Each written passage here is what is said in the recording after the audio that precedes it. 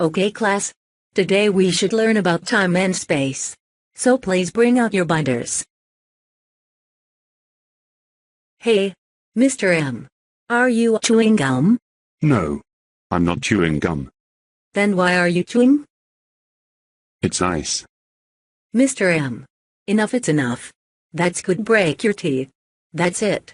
Go to the principal's office right now. Hi Mr. M. Why are you crying? Miss Jill sent me here because I was chewing ice in her class.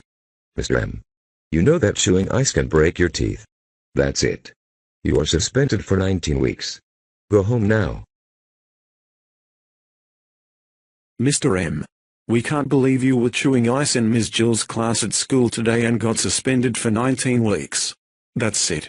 You're grounded for 697 years. Go upstairs and go to your room right now. And don't even think about leaving your room until dinner time, or else you will be sent to Estonia.